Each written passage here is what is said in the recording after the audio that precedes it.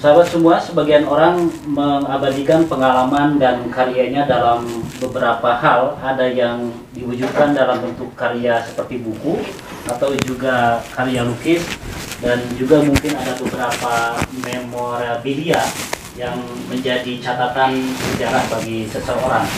Nah, saya akan berkunjung pada ruangan yang mungkin ini menjadi representasi dari sekian perjalanan yang dilakukan oleh tamu saya tadi yang berbincang dalam podcast, yaitu Kang Agus Nandon Sabengi. Saya akan berbincang untuk melihat seperti apa rekaman-rekaman perjalanan, rekaman karya yang sudah dituliskan oleh Kang Agus ini. Mari ikut saya. Oke, Kang, ini kan sebenarnya ya mungkin kalau ketemu orang, seorang pejabat, kita akan berkunjung di situ banyak ya foto juga, kemudian ada cenderamata dan begitu ya. Nah, di sini kan selain cenderamata, kemudian juga beberapa souvenir dari perjalanan, juga ada buku-buku. Nah, kira-kira Kang yang mana dulu nih? Bawa buku dulu atau boleh. Buku dulu deh? Karena ini yang membawa ke perjalanan itu. Ini adalah beberapa cover buku yang pernah saya tulis. Tidak semuanya karena ruangnya tidak cukup.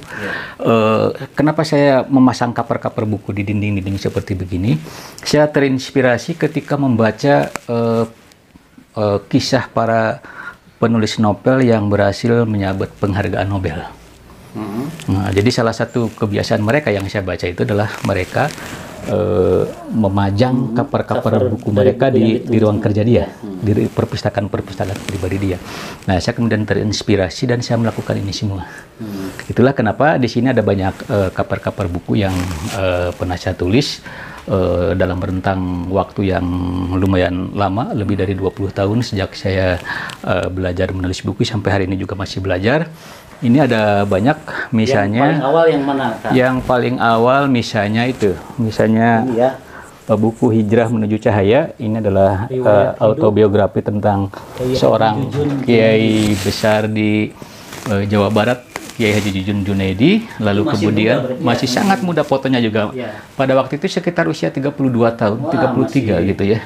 Lalu ini ada Profesor Miftah Farid, seorang ulama besar juga di Jawa Barat, Ketua MUI Kota Bandung yang sudah lebih dari 40 tahun, sejak tahun 86 kalau tidak salah.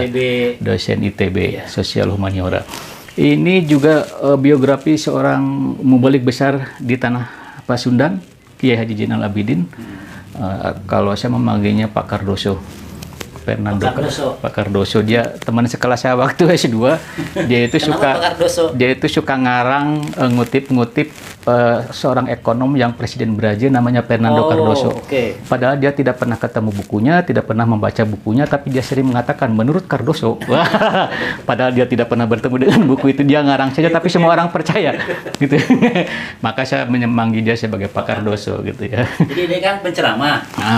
Ini penceramah. Ya. Dan semua punya karakteristik masing-masing, termasuk yang itu juga Profesor Asep Saiful Muhtadi, paling ujung Ku Cari Jalan Terbalik dan jalan terbaik dan terbalik. Di dalam kurungnya L juga ya, karena bisa dibaca dua kali, dibaca dua, terbalik dan terbaik. Karena di zaman situasi yang serba terbalik, untuk menjadi yang terbaik kita harus menempuh jalan yang terbalik. Gitu. Seperti orang Jawa. Kalau orang Jawa itu kan punya filosofi, kalau orang sudah bingung sebingung-bingungnya, balikan bajumu, pakai bajumu secara terbalik gitu ya, supaya kita menemukan sesuatu yang baru, perspektif yang berbeda dengan dibalik. Seperti Solo itu kan dulu namanya Surakarta. Itu awalnya itu kan Kartasura. Ya, Kartasura. Seperti Kyoto. Nah, itu. Ya, Kyoto, ibu kota lama. Tokyo. Ibu kota, begitu. Gitu. Jadi lamun pusing, yang harapan sariawan misalnya, pusing ku sariawan, dahar cengek nu loba. Lawannya sekalian tong kagok. Kan beki parah tah. Iya. Ini ada Profesor Samu, ada Jujun, ada satu lagi Kiai Haji Sukredi Sambas. Nah, ini yang paling aheng menurut saya. Dia seorang mungkin semacam kabayannya orang Sunda modern lah. Dekan Fakultas Dakwah. Zaman tahun berapa kan itu? Saya pertama diangkat menjadi PNS itu menjadi sekretaris dekan. Jadi Pak Sukriya saya nulis buku itu ketika menjadi sekretaris pribadi dia. Legend dia. Nah, 5 orang ini saya akan satukan menjadi satu buku namanya Pandawa 5 dari Tatar Sunda. Oke, ada. Ya nanti akan menulis tentang Pandawa 5 dari Tatar Sunda. Akan saya gabungkan, lalu kemudian saya kasih bingkai satu perspektif tertentu. Saya akan kasih buku judulnya Pandawa 5 dari Tatar Sunda. Karena mereka punya karakteristik yang berbeda-beda. Mereka adalah para juru dakwah, tapi mereka punya karakteristik yang berbeda-beda. Misalnya Pak Samu, dia seorang intelektual kampus. Menulis ya. Dengan ininya, ini mubalig, kalau Quraisy Shihab disebut mubalig istana, ini mubalig gedung sate lah. Mubalig pemerintahan. Pemerintah daerah. Ya, ini mubalig kampung sebenarnya, ya. Dari kampung ke kampung. Ini kalangan intelektual bisa. Pak Sukriya Sambas ini adalah seorang filosof sebenarnya. Dia seorang filosof yang menjadikan khasanah intelektual Islam sebagai basis pemikiran dia, gitu ya. Dia ini orang yang unik, orang yang pintar membuat singkatan-singkatan. Ya. Yang terakhir, misalnya yang terakhir, akhir tahun kemarin saya bertemu dengan putra beliau yang sedang kuliah di Liverpool. Saya ketemu Inggris, ya? Di Inggris. Saya ketemu di patungnya The Beatles. Saya ketemu dengan cucunya beliau, anaknya Mela. Nah, ternyata namanya itu, anaknya itu adalah Alip. Alip itu ternyata adalah singkatan dari anak Liverpool. Berarti dibariskan cara membuat akronim itu. Dia itu, saya di buku yang saya tulis itu banyak sekali singkatan-singkatan itu. Bahkan MSI itu gelar dia di belakang Sukriya Sambas MSI. SMI itu singkatan dari Mang Sukri Islami.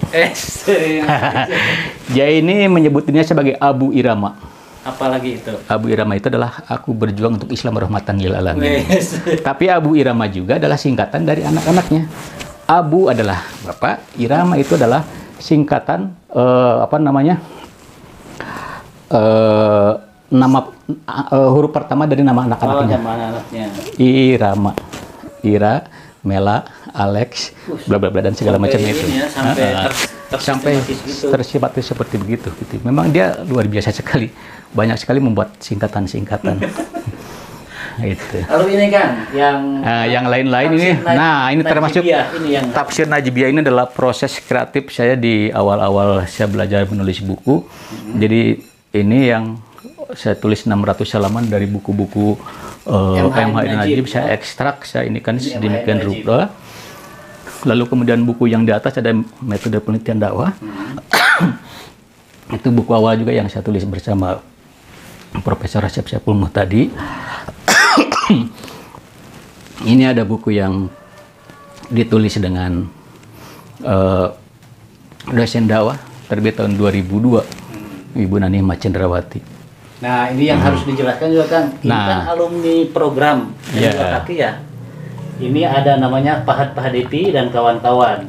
Jadi Pahat Pahadepi ini merupakan satu dari sekian banyak alumni dalam program Musabakoh menulis kandungan Al-Quran. Dan Pahat sekarang sudah menjadi penulis besar.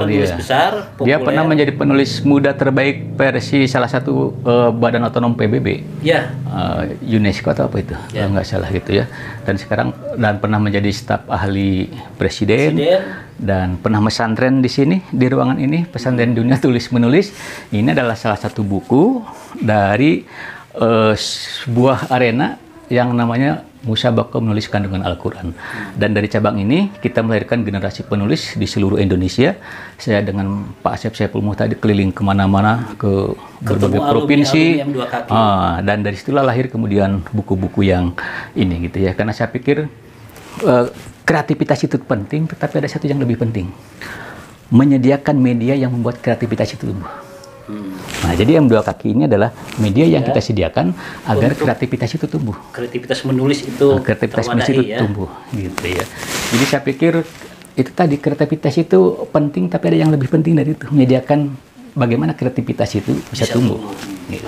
Nah, ya salah satunya adalah musabaqah menulis kandungan Al-Quran. Nah, dan yang menarik saya baca begini, M2 kaki itu adalah satu bentuk transformasi dari musabaqah yang semula tilawah dalam bentuk membaca, sekarang sudah berpindah atau bukan berpindah, ada tambahan, ada penyempurnaan dalam bentuk menulis. Itu yang ya, saya pikir ini bentuk transformasi, bentuk pengayaan dari berbagai cabang MTQ yang selama ini didominasi oleh lisan, tradisi lisan.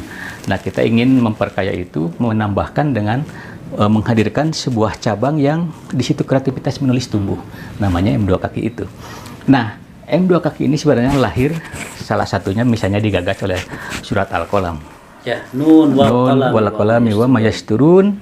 Tapi ayat berikutnya aneh, ma anta bi ni'mati rabbika bimajnun. Jadi ayat pertama bicara tentang dunia tulis menulis, tetapi ayat berikutnya ma anta bi ni'mati rabbika bimajnun, engkau Muhammad tidak termasuk orang-orang yang gila. Loh, apa hubungannya? Ya. Ayat pertama berbicara tentang dunia tulis menulis, tentang kolam, wa ma yasturun, ma anta bi ni'mati rabbika bimajnun, engkau tidak termasuk orang-orang yang gila. Nah, ternyata Nabi Muhammad itu dicap gila oleh orang-orang kafir Quraisy itu bukan karena dia membawakan agama baru, tapi karena dia memperkenalkan sebuah tradisi baru, namanya tradisi menulis. Selama ini kan orang Arab itu kan tradisinya kan tradisi lisan, bercerita, tradisi hafalan. Orang Arab itu kan bisa menghafal ribuan syair di kepalanya tanpa pernah menuliskannya. Lah, ini datang Nabi Muhammad memperkenalkan tradisi menulis. Orang yang menuliskan sesuatu itu tandanya orang yang akalnya sudah mulai melemah, harus dibantu oleh tulisan. Orang yang lemah akalnya, apa sebutannya kalau bukan gila? Majnun. Gila itu. Itulah kenapa Nabi Muhammad disebut orang gila. Oleh Al-Quran dibantah, ma'angta binikmati rabbika bimajnun, engkau Muhammad tidak termasuk orang-orang yang gila itu. Yang gila itu adalah orang-orang kafir Quraisy yang mengandalkan tradisi hafalannya itu. Nah, jadi cabang ini adalah cabang musabaqah menulis kandungan Al-Quran, ini adalah cabang untuk menyelamatkan kita semua agar tidak dicap gila oleh Al-Quran. Karena itu kalau Anda ingin selamat tidak dicap gila oleh Al-Quran, menulislah. Oke, dari buku pindah ke ini, Kang. Ke piagam dulu deh. Piagam dulu, ini ada piagam. Ini beberapa piagam yang saya dapatkan. Itu dari yang pertama itu dari UKM, Universitas Kebangsaan Malaysia Selangor. Waktu itu saya yang tadi saya singgung sedikit memperkenalkan tentang sosiologi Islam. Lalu ini dari Monash University, dari zaman mesantren, dari Melbourne. Lalu kemudian ini beberapa sertifikat lain, misalnya ini ketika ikut konferensi di Toronto, Kanada, di Ryerson University. Ini di Barcelona. Ini yang berbahasa Arab ini dari Kedutaan Besar Republik Indonesia di Lebanon. Waktu itu kita ikut sebuah seminar internasional tentang masjid yang diadakan oleh Universitas Darul Fatwa di Lebanon. Lalu ini dari ketika zaman saya mesantren di Göttingen University, di Institut Pur Arabistik und Islam Wissenschaft. Ini waktu itu supervisor saya adalah Profesor Iran Schneider, seorang ahli hukum Islam asli Jerman yang suaminya adalah orang Iran. Yang dulu ketika dia melakukan penelitian tentang hukum Islam di Iran, nah, suaminya ini yang menemani dia keliling penelitian. Jadilah menikah. Gitu. Nah, kalau ini lanjut ke foto ini sekarang. Nah, ini foto-foto. Ini istri saya ketika jalan-jalan di Belgia. Itu yang di atas juga di Grand Place, alun-alunnya Belgia. Nah, kalau ini adalah ketika saya berkunjung ke salah satu kampus di Barat yang sangat terkenal dengan kajian keislamannya, yakni McGill University di Montreal, Kanada. Yeah. Nah, kalau foto yang besar ini adalah ketika saya ikut South Coast Academy for Ethics and Cross Cultural Studies di Berlin. Ini depan gedung parlemen Jerman di Berlin. Berlin itu dulu adalah ibu kotanya Jerman Timur. Nah, sekarang ibu kotanya adalah, setelah menyatu, ibu kotanya adalah di Bonn. Nah, ini ada Nah, itu kan ada Dewan ini Hakim. Dewan Hakim. Ini saya ini Dewan Hakim MTQ yang tidak bisa mengaji sebenarnya, gitu ya. Tapi karena kemudian kita menginisiasi sebuah cabang baru dengan Profesor Asep Saiful Muhtadi, namanya M2KQ itu.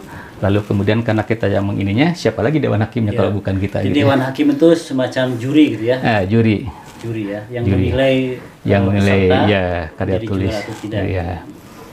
Itu yang di atas saat live peringatan Konvensi Asia Afrika yang ke-10 dari Masjid Raya Bandung. Waktu itu kebetulan, kebetulan waktu itu saya dipercaya oleh Pemprov untuk menjadi pembawa acara. Saya diberi waktu 5 menit oleh Sekretariat Negara untuk bercerita sedikit tentang kaitan sejarah Masjid Raya yang pada tahun 1955 menjadi tempat sholat Jumatnya juga para kepala negara ketika pertama. Itu persis yang ke-60 itu tahun 2015 itu hari Jumat lagi. Jadi memang tepat momentumnya, gitu ya. Pas. Jadi pada momentum peringatan 60 tahun KA itu tadi saya sebut ada 3 AA dari Bandung yang tampil, gitu ya. AA Aher, Gubernur Jawa Barat, AA Emil, Wali Kota Bandung yang membacakan Dasar-Sila Bandung, dan AA Agus Ahmad Syafei yang menjelaskan tentang sejarah Masjid Raya Bandung, Masjid Agung Bandung pada waktu itu dengan kaitan penyelenggaraan KA yang pertama tahun 1955. Saya nanti akan pakai A juga teman-temannya. Kalau ini adalah waktu saya melanglang, ini di atas perahu yang membelah di atas sungai Seine yang membelah Paris menjadi 2. Bagian kanan Ashabul Yamin dan bagian kiri Ashabus Shimal. Ashabus Shimal. Nah, saya itu keliling menara ininya Di Paris ya. ini menara Sutetnya di jantung kota Paris. The Sutet. The Sutet of Paris. Nah, kalau ini ketika saya berprofesi sebagai dukun. Apa itu kan? Ini ceritanya kan saya Tabloid itu. tabloid yang saya ceritakan tadi itu. Nah, waktu itu mengangkat tentang fenomena perdukunan. Nah, saya mewawancara Pak Ahmad Tafsir, dukun ditinjau dari sudut filsafat pada waktu itu ya. Ketika akan terbit, bingung nyari covernya. Nah, saya yang jadi cover boy-nya. Oh, eta teh. Cover boy dukun. Nah, kalau ini dengan Cak Nun ketika Masih muda ya ketika di Jogja. Nah, ini yang lain-lain foto-foto selama perjalanan saya dari berbagai negara. Alhamdulillah sekarang sudah hampir mungkin 50 negara. Kalau ini saya tahu ini. Nah, ini di Queen's Cliff. Ini Joe Biden. Ya, kan? Saya menyebutnya Joe Biden. Si Julian sampai ketawa-ketawa. Kok bapak saya jadi Joe Biden katanya. Tapi memang mirip sekali ini Joe Biden. Ini adalah ayahanda dari teman saya, Julian Meli, di kampung halamannya waktu akan merayakan Natal mereka di Queen's Cliff. Ini istrinya. Ini Ratna istrinya. Ratih. Sari Ratih ya. Banyak apal. Nah, terus kayaknya ini di New York, di penyeberangan ke Liberty 1. Ini di gedung tertinggi dunia di Burj Khalifa. Jadi kita naik sampai 850 meter dari atas tanah, di lantai ke-124 ada observation deck. Nah, saya melihat gedung-gedung pencakar langit menjadi gedung-gedung yang kecil. Nah, karena ini adalah gedung tertinggi di dunia. Nah, itu adalah yang atas adalah itu di Akropolis Parthenon, Yunani. Tempat diskusinya Aristoteles. Filosof. Nah, kalau ini adalah Vatikan, tempat Roma. Vatikan Roma, tempat apa namanya, Paus memberikan tausiah. Ini di Belanda, ini di Kolon Jerman. Nah, itu waktu mau konferensi dengan itu Profesor Martini yang dari Italia yang sebelah sini, yang di sebelah kanannya adalah Yosefa dari Armenia. Kalau itu kenapa namanya unjuk gigi kan? Unjuk gigi karena memang mereka sedang memperlihatkan gigi mereka masing-masing. Dan senyum. Ini unjuk gigi dalam rangka apa? Unjuk gigi dalam pengertian yang paling harfiah. Harfiah kan? Dan harfiah dan simbolik juga. Yang harganya kelihatan tuh giginya semuanya. Gigi semua. Karena ini memang 3 orang yang sejak awal bertahun-tahun bersama-sama, 3 generasi. Kami dibedakan usia masing-masing kurang lebih 10 tahun. Yang ini dua-duanya adalah mantan pembimbing skripsi saya. Waktu S1. Profesor Asep Saiful Muhtadi pulang dari Amerika tahun 1995, dia berangkat 1993. 93. Pulang dia menjadi pembimbing saya. Dan Pak Zainal Abidin, dua-duanya pembimbing saya, yang kemudian akhirnya kami bersama-sama dalam waktu yang sangat lama berestafet di Gedung Sate. Itu yang pertama adalah Pak Zainal Abidin, kemudian Pak Saiful Muhtadi, lalu kemudian diteruskan oleh saya sampai hari ini. Di bawahnya itu ada Profesor Miftah Farid ketika kami bertemu di Tanah Suci Mekah. Nah, di pojok ini ada globe, lambang bulatan dunia. Nah, disinilah kita sedang berada dan berputar di situ. Kenapa kita harus menjelajah kemana-mana? Perintah Qurannya begitu. Coba Anda buka di surat Al-Mulk ayat 15. Huwallazi ja'ala lakumul arda dalulan famshu fi manakibiha. Dialah Allah yang telah menjadikan bumi ini mudah bagimu, famshu fi manakibiha. Maka jelajahilah setiap sudutnya. Pulang aja dong gue di Cibiru. Jadi jalan-jalan teh perintah Gusti Allah, perintah Al-Quran. Jelajahi setiap sudutnya, pamsupi mana kibiha. Gitu. Oke, sahabat semua, kita sudah menjelajah dunia, menjelajah juga berbagai karya tulis yang ditulis oleh Kang Agus ini. Itu adalah satu lagi ini mungkin perlu juga saya ini ya, sorry. Nah, ini yang terakhir sebelum lockdown urusan corona, ini saya menemani delegasi ulama milenial Jawa Barat untuk ulama for English for Ulama goes to UK. Saya kebetulan menjadi penjaga gawangnya, dapurnya, dan program juara dari Pemprov Jabar. Itu kita mendampingi 5 ulama milenial dari Jawa Barat.